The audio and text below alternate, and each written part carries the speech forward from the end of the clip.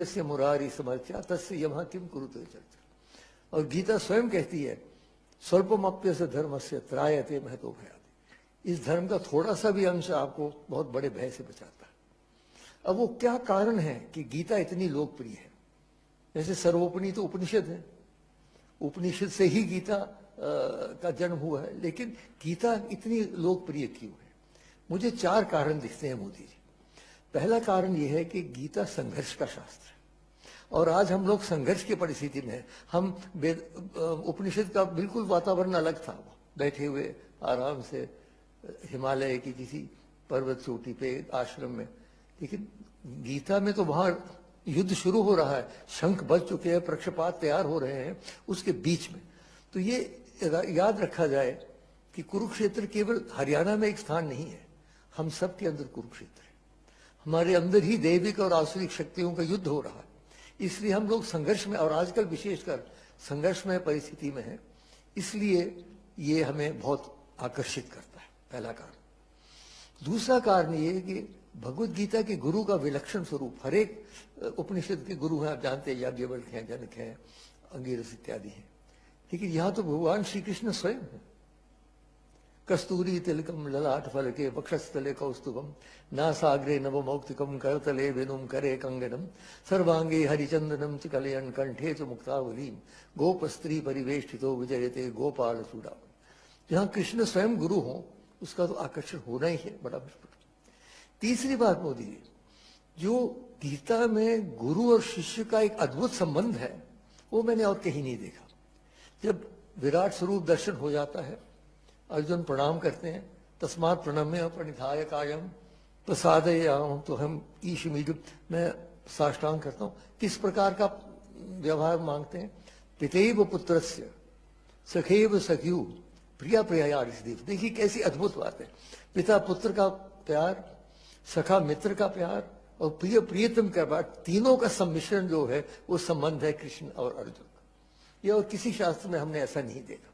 ये भी एक कारण है कि हृदय स्पर्श करती है हमें, क्योंकि वो कहीं ऊपर से ऑर्डर नहीं दे रहे हैं, हमारे साथ बैठे हैं, हमारे साथ रथ में बैठे हैं मित्र की रूप से।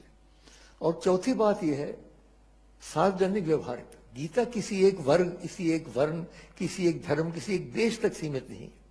ईश्वर सर्वभूतानां हृदयेषु तिष्ठति, हर एक प्राणी के अंदर भगवान का निवास है। ये हमारे वेदांत का मंत्र है, ऋग्वेद का बहुत हमारे संस्कृति का मूल मंत्र है। एक एकम सत विप्रहा बहुधा वदंती, सताई एक है, उसे कहने के अलग अलग मार्ग है। इसलिए गीता में हर एक जगह, इस सारी दुनिया में जब जाता हूं मैं, तो गीता जो लोग, केवल हिंदू नहीं, दूसरे धर्म के लोग भी गीता को पढ़ते हैं बड़े रुचि से। ये 4 कारण मैं मानता हूं मोदी कि गीता इतनी लोकप्रिय है। अब गीता का संदेश क्या है, उसमें भी 4 मुद्दे संक्षेप में रखता हूं। पहला तो वो कर्मों की हमें व्याख्या करता है। गहनो कर्मणो गति, कर्मों की गति बड़ी कठिन है, हर एक के सामने कठिन है। आपको कितने निर्णय करने पड़ते हैं। आप प्रधानमंत्री हो कि साधारण व्यक्ति हो, अपने जीवन में रोज कोई ना कोई नया हमें करना पड़ता है निर्णय। तो निर्णय का उन्होंने डूज और डोंट नहीं किया है, जैसे कुछ लोगों ने कहा ये करो ये नहीं करो, नहीं। उन्होंने एक आंतरिक मंत्र दे दिया। क्या कहा उन्होंने? यत प्रवृत्तिर्भूतानां येन सर्वमिदं ततं स्वकर्मणा तमभ्यर्थ सिद्धिं विन्दति मानव। जो ईशावास्यमुदं इदं सर्वम, जो सारे ब्रह्मांड में व्याप्त शक्ति है, उसको यदि हम अपने कर्म से उसकी पूजा करते हैं तब हम सिद्धि की ओर जाएंगे।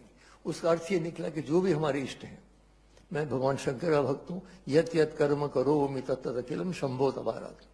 कृष्ण हो, दुर्गा हो, माता हो, जीसस हो, मोहम्मद, जो भी हो, अगर आप सच्चे दिल से समर्पण करते हैं कर्म को, फिर आप गलत कर्म नहीं कर सकते। कि जो ही गलत कर्म करना शुरू किया आपने, आपको लगेगा ये तो मैं उनको नहीं समर्पित कर सकता। तो ये उन्होंने मंत्र दे रखा है कर्म का। दूसरी बात, उन्होंने एक संयुक्त योग की बात की है। हमारे संस्कृति में आप तो जानते हैं 4 प्रमुख योग हैं, ज्ञान योग है, भक्ति योग है, कर्म योग है, राजयोग है। अलग अलग इनके शास्त्र भी है, लेकिन गीता में 700 श्लोक के अंदर चारों योग की उन्होंने व्याख्या की है। और जो जैसे ज्ञान योग नहीं ज्ञानेन सदृशं विप्रमेह विद्यते, और भक्ति योग तो है ही, जहां कृष्ण होंगे भक्ति भक्ति होगी, और कर्मयोग की मैंने बात कही। राजयोग के बारे में भी मोदी जी अगर आप पढ़ें, पर्याप्त उसमें सामग्री है, कैसे बैठना चाहिए, कैसे श्वास लेना चाहिए, कैसे ध्यान देना चाहिए। तो चारों योग सम्मिश्रित योग। तीसरी बात, संयुक्त आश्वासन। बड़े आश्वासन देते हैं मोदी जी।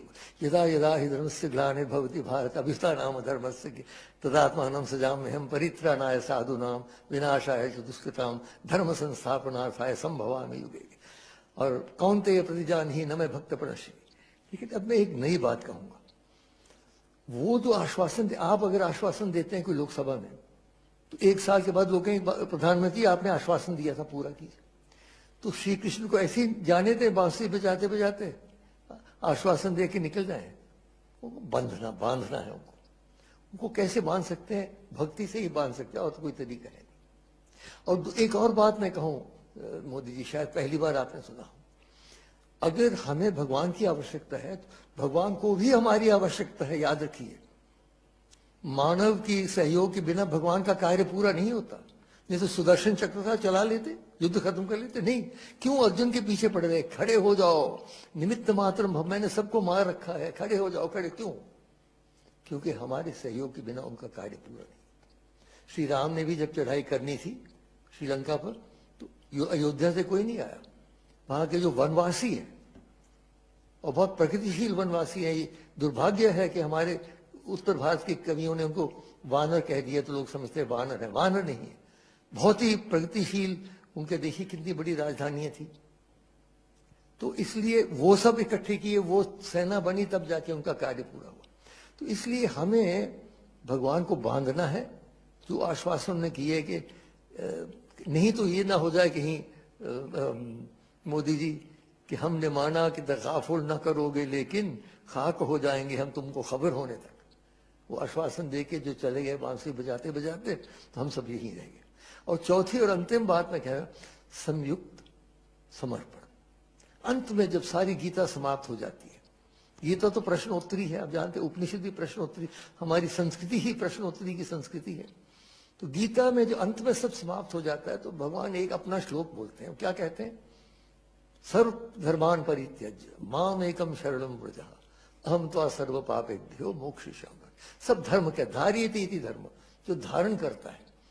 कुछ तो समझते हैं कि उनका धन धारण करेगा, कुछ समझते हैं उनकी विद्या धारण करेगी, कोई समझते हैं उनकी सत्ता धारण, अंततो गत्वा दैविक शक्ति ही धारण कर सकती है। इसलिए वो कहते हैं सब धर्म को छोड़ो, मां शुच। आखिरी जो 2 शब्द है देखिए गीता के, मां शुच, डरो नहीं। जैसे एक अंधेरे कमरे में बच्चा चल रहा हो तो मां पीछे कहती डरो नहीं बेटा, मैं पीछे। तो कृष्ण कह रहे हैं मैं हूं ना। इसलिए अंत में मैं श्री कृष्ण के प्रति ही एक श्लोक अर्पित करता हूं, जिसमें हम कह रहे हैं, उनको प्रार्थना कर रहे हैं कि हे भगवान, आप कृपा करके आज ही हमारी चेतना को अपने कृपा में ले लीजिए। अंतिम समय जब आएगा, न जाने बोल पाएंगे, कहाँ होंगे, आईसीयू में होंगे, कहाँ होंगे, इसलिए विलंब न करें। कृष्णत्वदीय पद पंकज पंजरांते अद्येव में विशितु मानस राजहंस प्राण प्रयाण समये कफवाति पित्तैः कंठावरोधन विधौ स्मरणं कुतस्ते। इन शब्दों के साथ मैं पुनः आपका धन्यवाद करते हुए प्रार्थना करता हूं कि आप कार्यक्रम को